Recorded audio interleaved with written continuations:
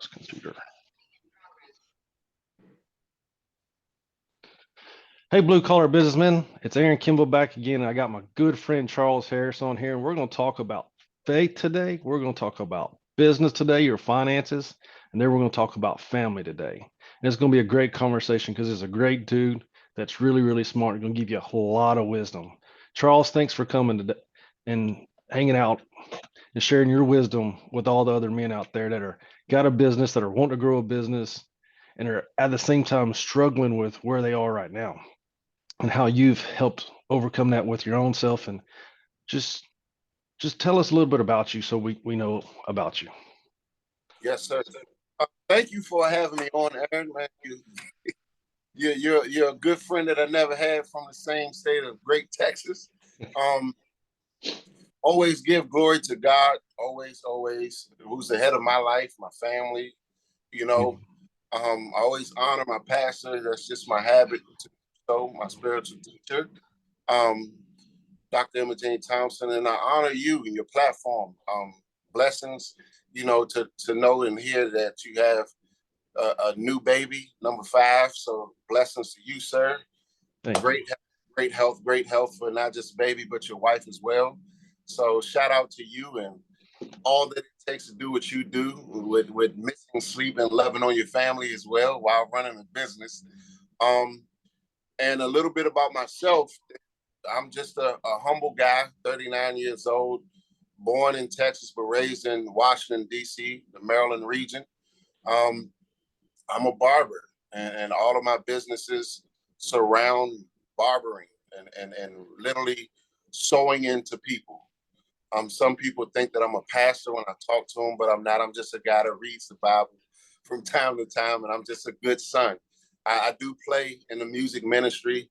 I'm involved. I am involved. I used to be in secular music in a localized DC area. Go-go. It's called Go-Go.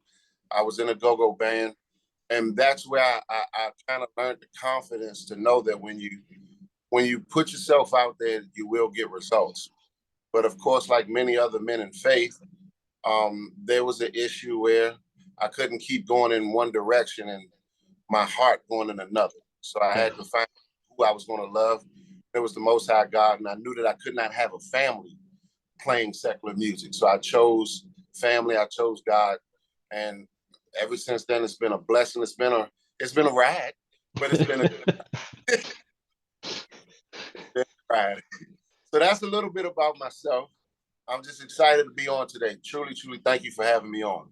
Cool. No, it's a blessing for me to get to actually talk to you again because it's been a while since we talked and have a good conversation because we always had good conversations. So me and Charles met at a mastermind event at Myron Golden's down in Florida.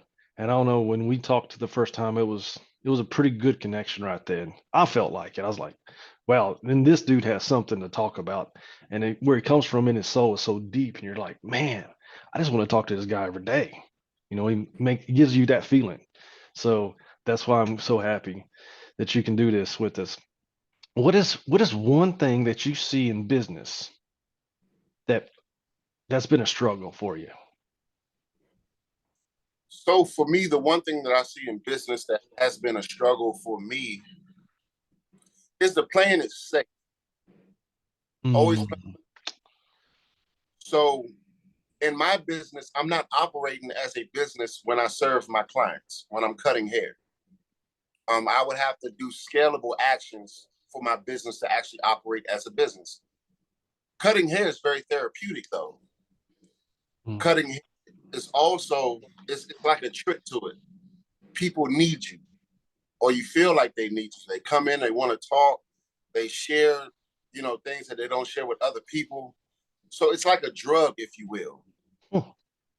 It's a drug and it's a drug that doesn't necessarily, it's not scalable. It's a non-scalable drug serving the people. So although it's nothing wrong with serving the people, having to find innovative ways and put yourself out there. Put yourself out there.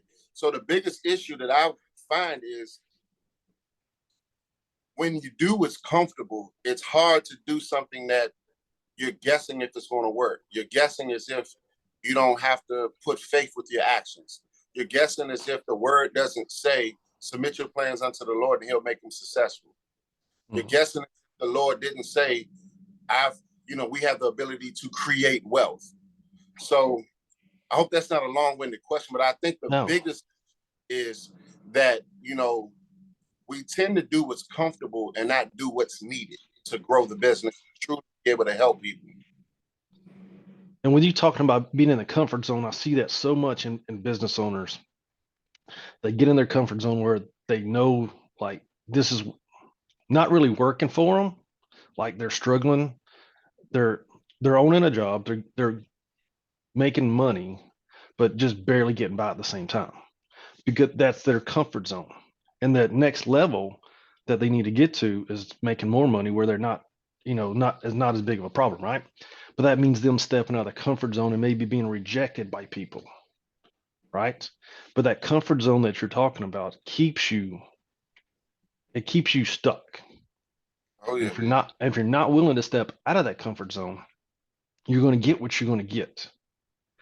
And just taking that little leap of faith and stepping out of that comfort zone, you don't know what it has for store on you. Yes, it may come with some lessons, and the lessons usually don't feel good at the time, but you learn so much more when you step out on the other side and go, you know what? This comfort zone thing for me, it ain't working for me because there's no way it's not providing for my family. It's not providing for my business. I mean, I see people that I've talked to before about their business ready to close the doors down because they won't take that leap of faith going, you know what? I'm going to need somebody's help. I can't do this by myself. I can't. But they won't, they know that, but that leap of faith and getting out of the comfort zone is like too hard for them. So, how would you think about getting out of a comfort zone? Every day. Short answer, every day. The reason why is I'm gonna expound on it. If you ever find yourself in a position where you have to sacrifice necessities for your family, you need to start taking risks. Mm, Um, I a few love that. a few years back, and we talked about this beforehand. A few years back, my grandfather passed away. Towering figure in my life, big figure. He would be considered an immigrant. He came here from Jamaica when he was 5 years old with my great grandmother, him and his 4 brothers. So when he passed away, I felt robbed, if you will, especially how he passed away. There's a lot of things I wanted to know about my identity, about who I was, all of that. Even why do people receive me a certain way? Because it seemed like everything pointed to him. So a year later, my uncle passed away. Now, when my grandfather passed away, let me slow down. I was the only one able to fly out to Boston to go to the funeral. I live in Maryland. It would have been difficult with a pregnant wife and 3 other kids at the time to drive up 11 hours and turn around and have to drive right back because the business needed me here. Okay, so I flew up, flew back same day. 5-hour delay, almost missed the whole funeral altogether. So you can only imagine where my attitude was. Your emotions. Right, just a roller coaster. A year later, his older brother, my favorite uncle, passes away of a broken heart. His brother's no longer here. They did everything together. All the businesses, all the success, they did it together. So I was not able to go to the funeral at all because my business was in a season where I needed to be able to pay the rent. Something as small as just paying the rent. I could not afford to pay the rent if I went up there and mourned my uncle. That crushed my heart. At that moment, I felt like a slave. At that moment, I felt like I could not provide. Now, as a man, my pride says that my family has everything that they need. My pride says that we're all good. That's what my pride says. We have food on the table. We don't miss any meals. When the kids need clothes, they have it. When their shoes, are too small, they have everything they need. But the reality said that I could not mourn my loved one. The reality said that I was not free to go take a break to truly deal with some things that was in here that needed to be dealt with. So I think about it till this day, it's 5 or 6 years later, because there's still certain areas that needs to be broken free. Still areas that need to be broken free. Because as men of God, we want to help. It's like God places an assignment in our heart to not just help our family, but help our community, to help everyone around us. So that thing that's there, it's not going to go nowhere. And one of the things I don't want to do is I don't want to die not using the gifts that God has given me, no matter what the gifts are, no matter how scary they are. So if I'm sitting here cutting, doing the therapeutic thing, working on somebody therapeutic, I often think like, and sometimes I don't like what I'm doing because it's like, yo, this is not my gift. I'm good at it.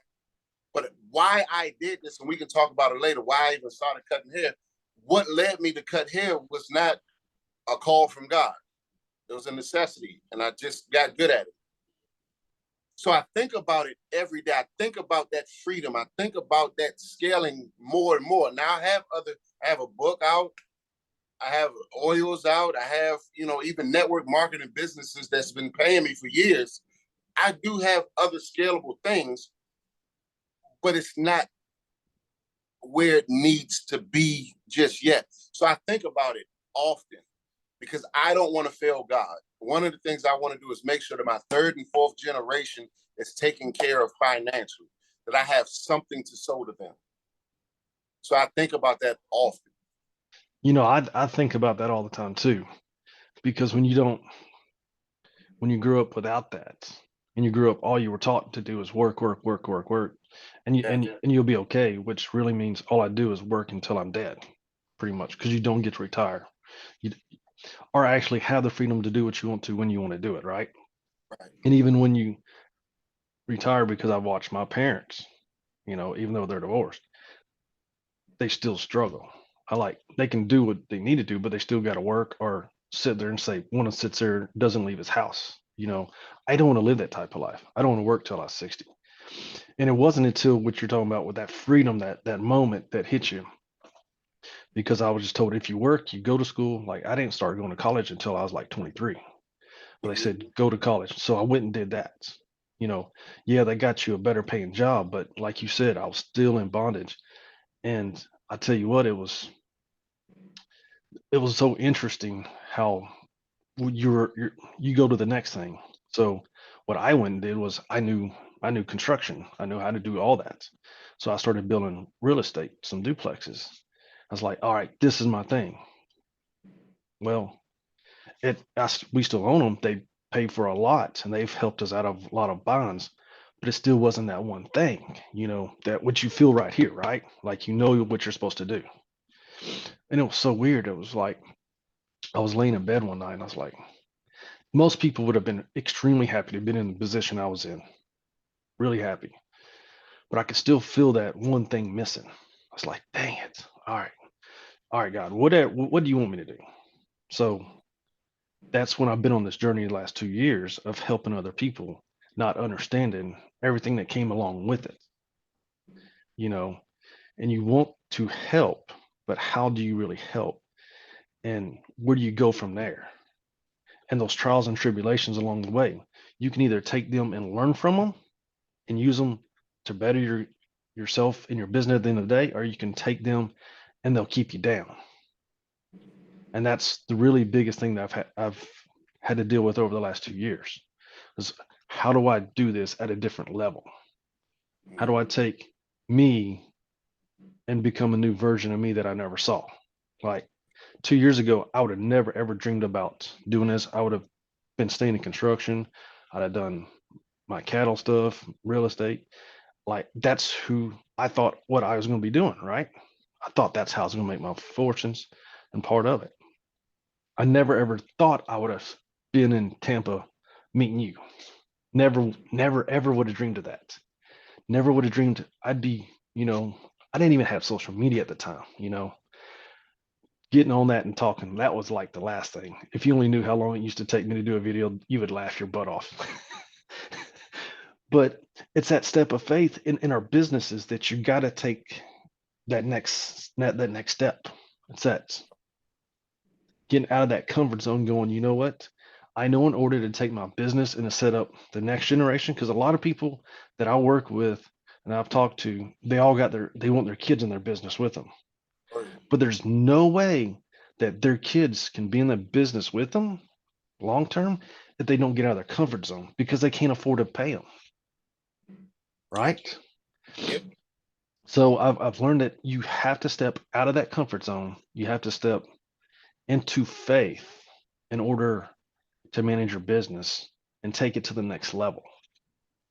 But so many people operate in the world saying that you can't charge that, you can't do this, and you got to be the cheapest person out there. Like that's another form of bondage slavery that you were talking about earlier. That's like a whole nother form of it. Like you got to be the cheapest. And that mindset right there is what, especially when you come up in the middle class, right? That's what you're taught. You got to be cheap, and you can watch yourself go to the grocery store and figure out which can of beans you want, and you're going to look at them 10 cents a penny. And then when you go run your business, you run your business the same way you buy, Mm. you know, and it's so scary to think that you have that many business people out there running their business the same way they buy, and they wonder why they are where they are. Right, right. You know, I, I find that disheartening, especially because to me, like what you do and all the men I help, the blue collar, businessmen, they're like, to me, they're the backbone of America besides our truckers, Yes. Yes. right? And without a strong, healthy business, America doesn't do good at all. That's the truth. So, in order for America to be better, we need better blue collar businesses like yours and all the other ones to be very strong. Because if they're strong and profitable, guess what? You're going to be able to help other people, right? Yes, sir. But if you don't make the money that you know you need to make, how are you going to help anybody else if you can barely take care of your family? No way at all. No way. So we got to get out of that thought process of going, I got to be the cheapest person in town. That serves nobody. You cannot serve anybody being that way and that cheap in your business, because then you're going to be that cheap with your family. You're going to cheap out on them when it's time for you to spend time with them because you got to go to work to make money in the business, right? Oh yeah. So you're being cheap with them because there's no way you can spend time with them. So you leave there. So in every aspect of your life, you're being cheap. And on top of it, you're being cheap in your faith because you won't take that next step. That's a fact. So you're being cheap in every aspect of your life. You just won't admit it to yourself. Anyways, I don't know what just happened. Something just took over right then. I was like, wow. Let it flow. It was flowing really fast. Faster than my brain could get it out my mouth. But I just see that so much, and I see it in so many businesses and so many people, especially when you're talking, like you see that. Do you see stuff like that, and how it affects not only their business but their whole life? Yes. So if I keep it in this particular industry that I'm in right now, I'll see my price higher than everyone in my area, and it's not to show off. It's not to do anything but to respect the services that I give someone else.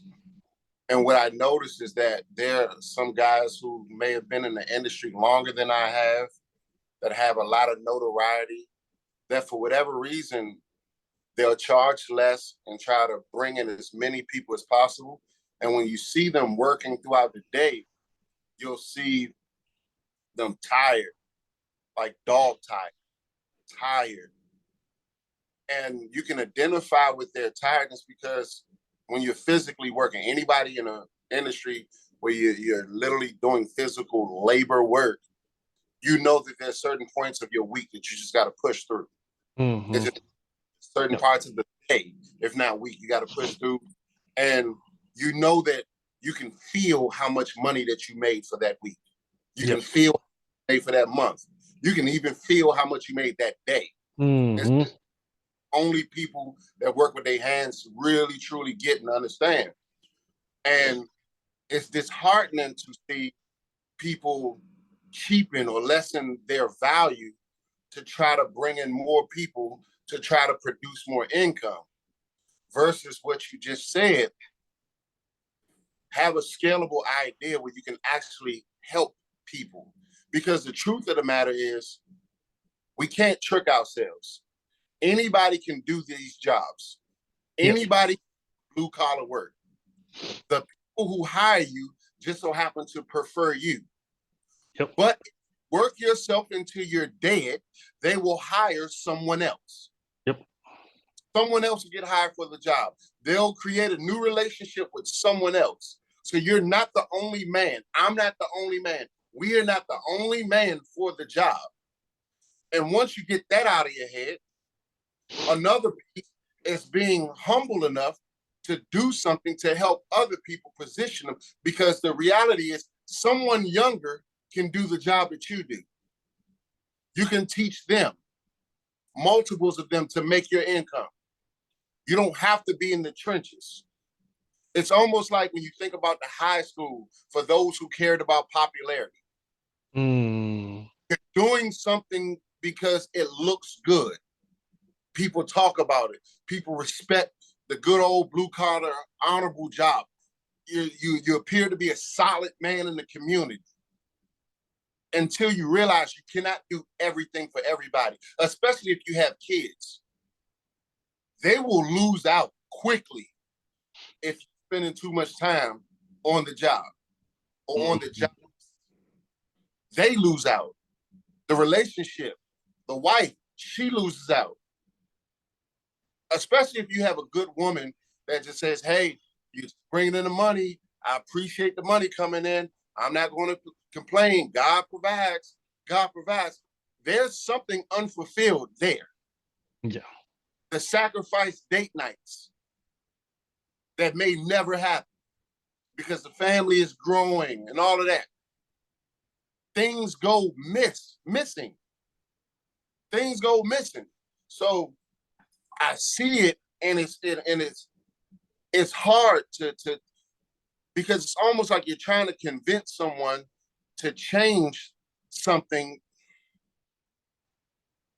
It's almost like clapping, saying, hey, wake up. But they believe that they're already awake. Or Harriet Tubman has a quote where she said, I could have freed more people if they only know that they were slaves. And the reality is, more of us can be free if we only knew that we're operating as slaves. I don't believe in my heart that slavery ever ended. I just believe it looks different. Someone has a nice, comfortable house. I think the new goal in America for a lot of people is 6 figures. So once somebody hits 6 figures, whether it's low or high, they quit. They're like, hey, I'm good. I could just ride this out to the end. But when inflation comes in, when the economy changes up, when health scares come into play, and that need comes, and that need can't be provided for, now individuals are starting to question God as if it was God's fault that individuals didn't keep pushing or pressing towards the mark, didn't continue to try to buy back their time, didn't continue to try to break free, didn't continue to let that thing grow, keep letting it grow and mature. Can I tell a quick story about my experience with the football team this year? Yeah, tell us about that. Okay, thank you. So my kids, 2 years ago, they said, Dad, I want you to start coaching the football team. They've always played flag football. Their mom wouldn't let them play tackle just yet. I think she's kind of, she's going to ease up and let them play next year. But they said, oh, Dad, you always have good suggestions, but you're on the sideline, and the coaches always say, come on, coach, help us out. So can you be the head coach? Because we trust you. We trust you, trust them. I said, okay, fine. Why not? My fear was, the reason why I never stepped up and coached them up to that point, my fear was because I thought that I was going to be too hard on them, because I didn't have my dad physically here to help me when I was going to navigate through those experiences. And I remember being a sensitive child that was very good at sports, but I was sensitive because I wasn't used to hearing the sound of a man's voice yelling at me. I thought that means, defend Yeah. myself versus love, you know what I mean? So I didn't know how they would take it because this whole father thing for me is new. My dad has always been around, but he's in Texas. I'm here. And I would just spend like summers with him. And he had to work like many other blue collar businessmen. He has a blue collar business as well. He had to work. So when I would spend my time with him, I would more so be in the house with, step brothers and sisters, So I didn't get that thing. So I decided to go ahead, coach. And the experience was awesome. The first season, we ended up winning the championship, all those good things. And in flag football, you play 2 seasons a year. First season was last year, all well. Second season this year, fall, just ended. This was probably the worst season we ever had, Aaron. We only had 1 win for both teams. I coached the pre-K through the first graders and the 6th through 8th graders. 2 total different groups. Both of them have my sons on it. I have 6 sons and 1 daughter. So when I tell you, the parents came back and said, hey, coach, can you please tell me that you're going to return? The patience that you have with my kids, the patience with my son. My son just learned how to throw a football. My son just learned how to catch. My son just learned how to be engaged and care about a team outside of just caring about himself. My son, this is his first time playing the game, and he just got confidence. My son just learned how to deal with adversity. He just learned how to deal with failure, how to fail forward. My son, this is the first time he had someone tell him that he can actually do it. And what I saw was, I said, okay, God, I hear you. I hear you, Lord. I hear you loud and clear. What I believe you're telling me, Lord, is help these men. The same way you help these kids, help these men, because those guys that come in the barbershop, anybody can cut their head. This is what they're coming for.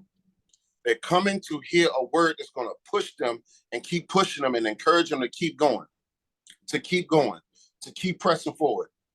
So I'm now a new coach. I will probably be coaching forever until I can't no more. I'll probably be the granddad with the gray beard giving a spirited speech, and you think it's for an NFL team. Then you see the camera pan, and it's these little 4-year-olds with the stuff on there. So that'll probably be me. And in order to do that, I have to make sure that I'm free here in the business. Because every time I go out there for a practice or a game, that means I shut down the business to go there. So that's why the business has to be online. The business has to be through training programs. So the business keeps going while I'm out there serving and helping other people at the same time, operating in one of the callings that God has given me. Thank you for letting me share that with you. No, that was awesome because you touched on something that I want to talk about a little bit more about. And I've seen this a lot with talking to men and trying to help men with their businesses. It seems like you have grown men, but think like a child. Yes. And trying to get these grown men from acting and doing as boys and turning them into men in their business. Because everything they're doing, you can see their emotions, their actions, everything is from a boy's perspective. And this is kind of hard. This is going to be kind of hard for men to hear, but this is the truth. Everything you're doing is you're as a boy, and you're not willing to cross that line into becoming a man with the way he thinks and the way he works in his business and at home, because that line is very strong. Because when you cross that line, that means you got to become a real leader. Yes, sir. And that real leader takes courage. And you got to be very committed to it. And it means you're going to have to be willing to change at the same time. And most people aren't willing to take that step over the comfort zone into that faith line, say, you know what, I'm going to quit running my business like a boy. Because it's all being ran off of emotion. It's all being ran off of, well, I just got to go do this because that's what I was told to do, instead of thinking for yourself and going, you know what, I need to figure something else out because this is no way this is going to work. Right. Yeah. And I see that so much. And with you helping them kids and boys out, you're helping them boys become men way sooner than they would, because now they're thinking different. Now, when they become a man, they already think in that way. And you get to do that in your barber shop. That's why those men come in there, because they're little boys trying to figure out how to become a man in a Oh man's yeah. world, right? Because the Oh only yeah. way you're going to survive in this world is if you become an alpha male. Like, doesn't mean you go around with your chest puffed out, big and bad. It means you have to learn how to think on a different level. Oh yeah. And that's why those men are coming in there to see you, not for the haircut. They're coming in there to figure out, how do I go from where I'm at right now, the level I'm at right now, to the next level? Because this man has so much wisdom. That's what they're seeking. And that's what I see so much of right now. But there's a point where they hit that and then they go, well, that means I got to do something different. That means I got to change. I got to go against who I've been in the past. And will my friends like me? Will I still have, what will they say about me? And that's where people hit that roadblock of, I don't know if I want to go that far because I'm scared of what people may think. And when you took that step forward and became a coach, you didn't care at that point in time. No. You did it for them. And the change that you've seen on that and them kids, and the change it's made in you probably is the probably most profound, I'd be willing to say, because you had to It, become totally different. it changed me more than I think it changed the kids. Yeah, I bet so, because you had to step away out of your comfort zone of just watching and giving advice to now being a leader, right? Oh And yeah. that leader, and this is even hard for me. So I know it, but it's even hard for me. Is become that leader, that next level, not only in your business but in your family and spiritually the whole way. Like, it's tough. Like, it ain't no joke. It ain't for the weak-hearted. But that's where you cross that line from being a boy in a man's body, you know, and becoming a man leading other people the right Yeah. path. And that's what I think so cool is what you did, is what you're doing, even in the football field and in the barbershop. But there's so much more out there and you're able to help them at the same time. But God's using you, preparing you right now, potentially. He's preparing you in that barbershop for what you have in store in the future. Oh yeah. To talk about the barbershop. So my oldest son, like I said before, I have 7 children, 6 boys, 1 girl. My youngest is 3-year-old twins. My oldest is a 17-year-old boy. He has autism.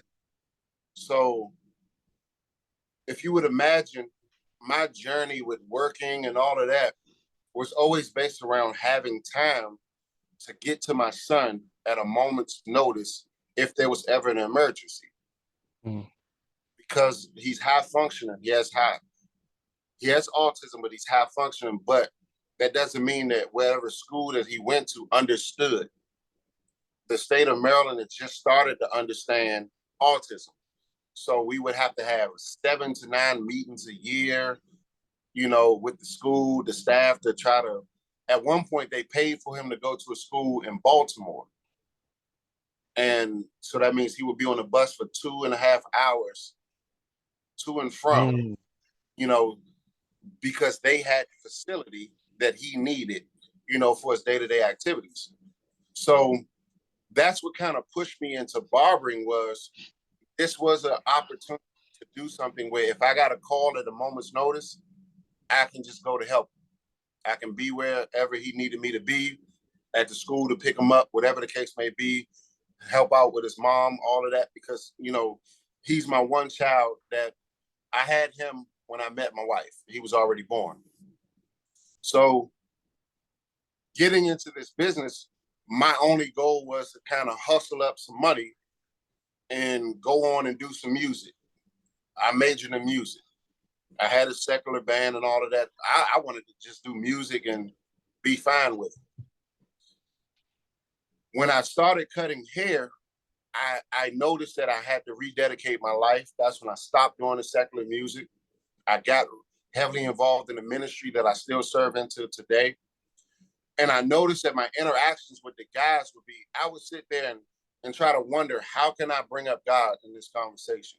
Because he's telling me his problems, and the only solution that I have is a scripture that I just learned this morning, that I just read, but I don't know what he believes. And I'm scared that I'm going to offend him if I say something.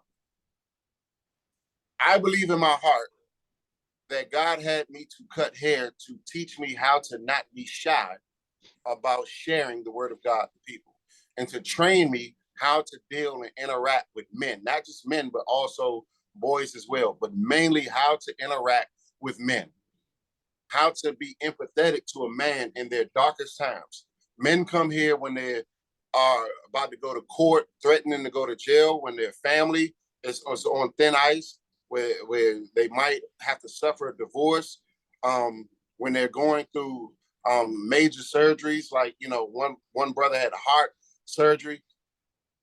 You see people at their darkest moments, and if they don't know to pray, if they don't know to seek God, if they don't know to do something, you're seeing people at moments where, if you don't say something, who will? And I think that that's why God has placed me here. I don't think that I'll be here forever, to be honest with you. It feels like just a season. It feels like a season. And you know, talk about football or basketball or what's going on in the political world, but to really focus on this person here. Yeah. You know, that has been the major blessing. And that's the only reason why I think that I've been here. Also, barbering has taught me business. So when I met in Tampa, the only way I can understand what was being talked about and all the awesome testimonies across the room was what I learned with how to become a successful barber. The systems that you had to set in place to be successful, how to promote yourself, all of those little things that every business owner has to go through in growing their business. So I think God also placed me in this business to help me to understand and be comfortable in those rooms as well. Because like anybody else, I could be like, why am I here? Why am I in this room? Yeah. What am I doing here? I'm hearing all these awesome testimonies. These guys are doing uber great in their business. I serve people. I serve people. So I don't know. But okay, I do this with here. Oh, okay, I do this with this. Oh, it's making sense. The confidence is there now. Yeah. Already been prepared. Thank you, God. You already prepared me for this room. I may have had a more humble journey, but you prepared me for such a time as this. So that's that. I believe that's how and why I got into barbering. I know it's a long-winded answer, but that's how I got No. That I love that, because that is so much truth. That it is a season that you're in, just like I'm in the season that I'm in right now, you know, of just giving right now a lot. Like doing these videos and doing other, just it's so much giving, and but it's building me up inside in here for the next step. Just like he's got you in there cutting hair. It ain't for the cutting hair. It's for, you know, helping men, helping people, you know, is preparing you. He's preparing you in here for the next step. But that's just a journey. A lot of people aren't okay with that. And I know you are, and I am, but it doesn't mean I was always okay with it. Right? Because sometimes you want to move faster and you want to go farther, but you're not ready yet. Right? But me and you have been in rooms that we have learned those extra next steps. But there's something else inside of us that has to be built in order to go that next level. Right? Oh, yeah.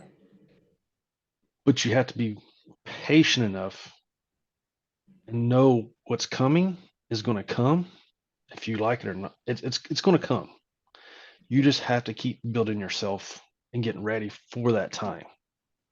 So when that time does come, you will, like Myron said, it's going to reveal you or expose you.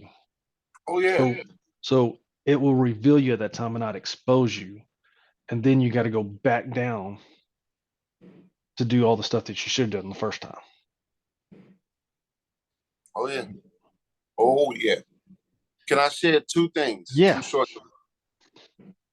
As you were sharing, I thought about the fact that, and this is for anybody that ever finds themselves in a moment or place where you're questioning your faith or you want to blame God for not reaching a level that you thought you should have reached at a time you should have thought you should have reached. God has nothing to do with your lack of preparation. Nothing to do with it. So my son, he's a 13-year-old quarterback. Now, you would more so think about Ben Roethlisberger because he's a pretty big guy. And the reality is you can't run like Michael Vick. You can't do certain things like other people. So you have to make sure that you are prepared and the best you. Don't focus on being nobody else. Be the best you that you can be. My name is Charles Harris. I have to be the best Charles Harris that I can be. Mm-hmm. I may admire the way that this person speaks. I can't talk like him. I have to slow down when I talk. I can't talk as fast as him. I may admire the way that this person interacts with other people. I'm not the same way. I have to be the best version of me and be prepared for just that. The game will always come. The game will always come. Let's say you have a party that you're promoting to launch your business. It's January 1st. January 1st is going to come here whether you like it or not. Mm-hmm. You have to prepare like we're taught, like a professional. You have to prepare as such. Because when that day comes, what's going to happen if you're not prepared is you're going to feel, like you said, you're going to feel naked. You're going to feel, and that is the worst feeling, to feel exposed, to have nothing in your wheelhouse, no tricks, no nothing. You have nothing to turn on. You start sweating. You start questioning everything that has nothing to do with the fact that you just was not prepared. If you want to be strong, I'm a pretty big guy. If you want to be strong, you have to work out every day. Get your rest. Eat good. The journey is, it's a funny quote that I like. It's not funny, but I find it funny. It's movement. Movement is medicine. Movement is medicine. Movement is not thinking. Movement is doing. Mm-hmm. It's literally do what you can every day. Detach yourself from the results. Do what you can every day and watch it grow. Watch it build. And when the game time comes, you will be shocked. When we was in that room in Tampa, some of the guys that exchanged numbers and all of that I exchanged numbers with, they didn't want my number for business, on how I can grow their business. They wanted my number because I said, hey, I've seen you online and I've been praying for you the whole time I've seen you. I never thought that I was going to meet you. But when I saw you, I saw this. And I thought that, hey, this person needs prayer. So I prayed for you. Is that not doing the barbershop? That's what I do here. I pray for you. So no matter where you are, God will prepare you for no matter where you're going. And you might think that your gift is not as grandiose or anything like that. Some of you have a gift of just simply exhorting others to do better. Your business might not be the best because your gifting is helping others to get to where they need to go. Trust and believe people will pay you a lot of money to help them to get to where they need to go. You have to remember to ask for the money, because if you don't ask, they're not going to give you anything. You have to ask for it. You have to respect your family enough to ask for it. You've put in the work. Some of you are already experts at something right now, but you're disrespecting it. You disrespected the journey. You're stepping on it as if it's foo-foo, because it's not comparable to what you find attractive or sexy. Newsflash. If somebody's posting something online, they're either posting it to get something or they're posting it to get rid of something.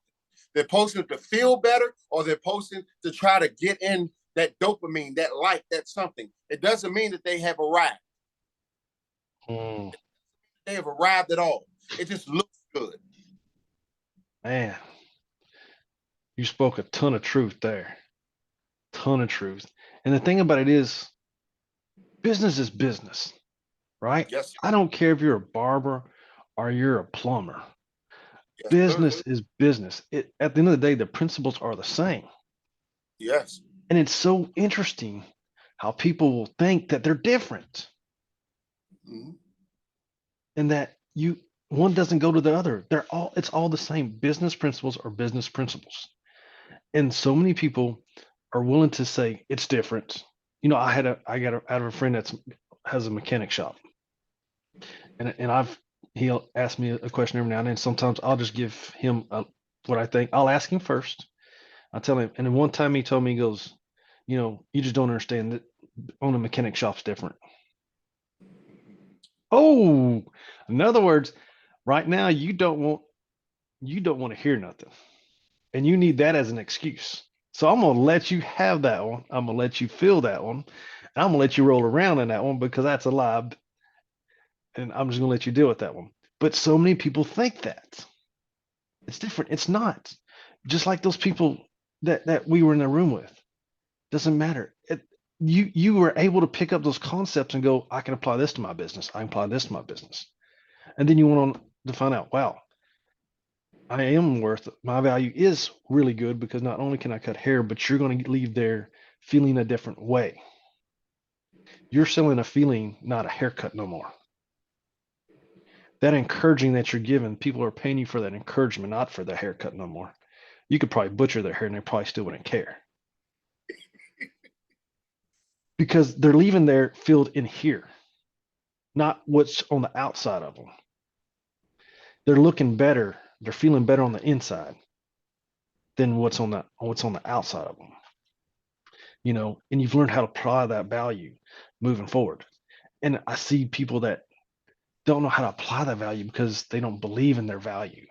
They don't believe in their self-worth. And they'll go on and on and on and run from applying that value and running from not having spending time with their family because they think that's the way. Yeah. And they think it won't work for them. And it's not going to work for them because they're not willing to do what you were just talking about doing, you know, really looking inside and understanding business and taking those things you were hearing about a different type of business and applying it to your business and how you can take those things. It's all the same at the end of the day. Business is business. You take the same business principles to any business out there, it all works the same. The only people that change it up is the people that incorporate it or don't do it at all, right? And it's just so disheartening. And it really hurts me when I know people are capable of so much more. They do such good work, but they're self-sabotaging themselves. They're self-sabotaging their family. They're self-sabotaging their business, their grandkids, right? The next generation because they won't get out of their own way. They're their own worst enemy. And that is so frustrating to watch. Like it's really hard. And sometimes you gotta, like for me, when I'm trying to help those people and they don't want to help because they're worried about whatever it's going to cost them, like you got to pull so far away. For me, I got to pull so far away because it hurts too much to watch them do it. And I don't need to hurt me. I don't need to hurt in here because that next person's come along that I have to help Yes. and pick up. So it's to me, I'm gonna let you go. I wish you the best, but I can't do this because it does hurt. Just like the people when they walk out of there, it does hurt you a little bit. Because you know what people are going through. And if you would just do this, your life would be so much better. It's so easy, right? And business and life are the same. You manage your business the way you manage your life. If you can't manage your life, you won't be able to manage your business. And if you're not willing to put the two together, you'll never be in sequence. You're always going to be out of balance. And being out of balance a different way is they're not ever going to get to the destination you want to. You're not going to have the business that you want to have. You're not going to have the type of family that you're trying to create because they're both going in different directions. They're not on the same road, going the same two lanes. You hit a Y, and one's going one way and one's going the other way. In order to get them to come back together, you got to get them both back together in order to run them the right way. But sometimes you can do that by yourself. Sometimes you got to do that other people. It just depends on if you're willing to admit that you have a problem, you're willing to fix it. That's true. That's the truth. Two things that may help someone. One of my old clients gave me a book called The Wealthy Barber. Now, I held off reading it for about 3 months because I thought that it was a story about a barber. He went to so he went to a school where he went to business school up in New York. I want to say NYU, and it was a required book for their class. And The Wealthy Barber, when I finally decided to read it, literally talks about how to invest your money no matter what business that you're in, especially for blue collar workers. Mm. Those of you who don't like reading, I'll just give you a little bit of the story. There was these younger kids, college age, that would go visit a barber once a month. He would give them an assignment. And every month the assignment will be a set up this for your finances, set up this for your finances. And he was literally teaching them financial literacy. This particular guy was an older guy, and he just happened to own the building that he operated in. His prices was very humble. He owned the whole building. He had $1 million home, nice vehicles, and all of that. So what I want to encourage, and I am encouraging everyone, is learn financial literacy within your business. Learn how to make whatever moves you need to make to either grow your personal credit or grow your business credit. If you ever play spades or any game of cards, you have to work the hand that you're dealt. You can still win a game no matter if you feel like you have a good hand or a bad hand. Financial literacy will literally put you in position to grow your income. You can get into real estate because of the position of your credit. You can do other things because of how you position yourself. You just have to become more financially literate, and you don't have to start off with a lot. You can start off with a little. You can literally start off with a little. And I really want someone to hear that, because sometimes people will hear people speak and say, well, hey, they're here, I'm here. What can I do?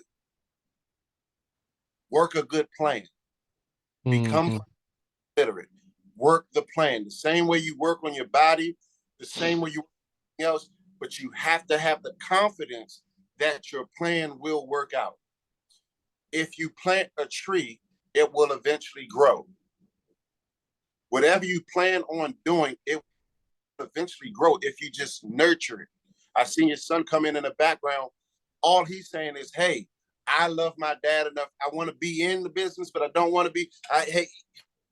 So whatever he's getting from you, it's going to nurture and nurture and nurture and nurture. Whether if you think that you're doing an awesome job or not, he has something within him that's just going to keep growing and keep growing and keep growing, because he's able to see you doing the consistent things every day, day in and day out. Whether you think those things are profitable or not, he's growing from it. He's going to be a better version of every foundation that you're laying in front of him.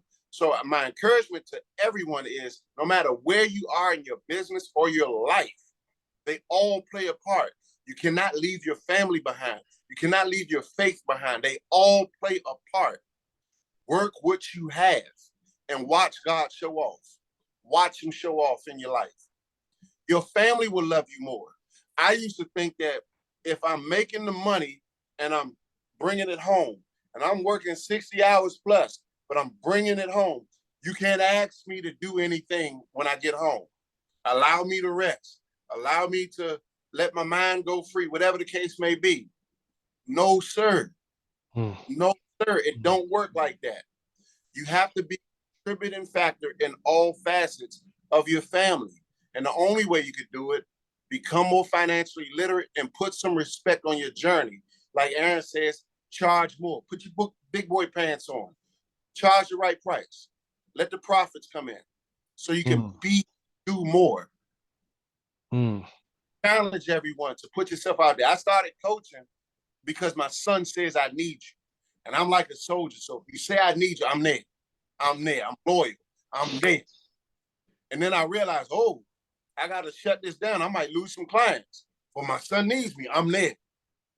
So I'm forced to figure out how to grow even though I'm not physically there. I'm forced. Marvin Sapp has a song called Comfort Zone, where he says, I'm coming out of my comfort zone. I'm being forced to a place that I've never known. God is challenging me to trust and believe. For to go where I have not gone, I must do what I have not done.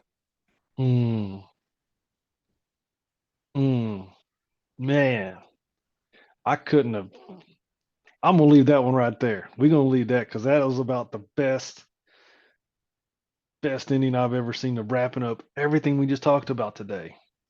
Like the way you just wrapped all that up and put a really big bow on it, but at the same time, really hit people and encourage people like to really do something about where they are in their life, where they are with their business, with their family, with their finances. Because if you don't learn the financial stuff, you're going to be in a hell of a bind. And they don't teach that in school for a whole reason. We're not going there because you just did a hell of a job of closing this thing out today. But holy smokes, guys, you got to become aware of everything in your business and get financially savvy. And go check this man out. Follow him on he's on Instagram and Facebook because he's got some really cool stuff and he's a great and awesome man. But guys, don't let what you think you don't know stop you from going where you're going. You sit here and listen to two men today talk about our journey of where we've never been before and know where we're headed, but don't know how we're going to get there, and we're okay with that. Yes, sir. So just go there, don't worry about it, and never, ever, ever give up.